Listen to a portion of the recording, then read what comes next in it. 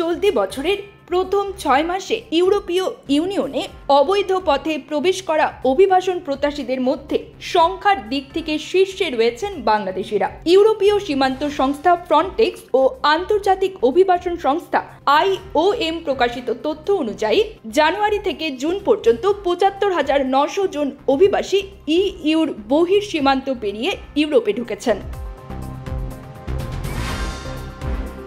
এই 6 মাসে সমুদ্রপথে ইউরোপে পাড়ি দিতে গিয়ে প্রাণ হারিয়েছেন অন্তত ৭৬০ জন। নিহতদের মধ্যেও বাংলাদেশিদের সংখ্যাই সর্বাধিক। এবছর লিবিয়া থেকে ভূমধ্যসাগর পেরিয়ে ইতালিতে ঢোকা অভিবাসীর মধ্যে বাংলাদেশিরাই এগিয়ে।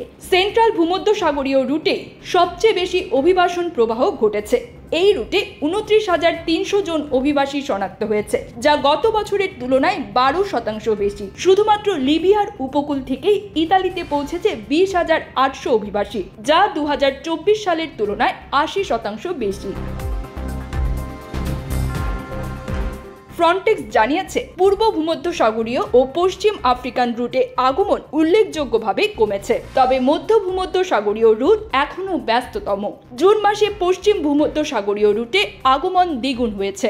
ইতালির স্বরাষ্ট্র মন্ত্রণালয়ের তথ্য মতে চলতি বছরের ১ জানুয়ারি থেকে ১০ জুলাই পর্যন্ত দেশটিতে অনিয়মিতভাবে প্রবেশ করেছেন ৩১,৯৪৮ জন। এর মধ্যে শুধু বাংলাদেশি ১০,৩১১ জন, যা মোট আগমনের ৩২%। ফ্রন্টেক্স বলছে, বিভিন্ন ট্রানজিট দেশের সঙ্গে সমন্বিত সহযোগিতা কিছু রুটে অভিবাসনের হার কমিয়েছে, তবে মানব পাচার ও মৃত্যুর ঝুঁকি এখনও উদ্বেগজনক পর্যায়ে রয়ে গেছে। News desk, Probashon news.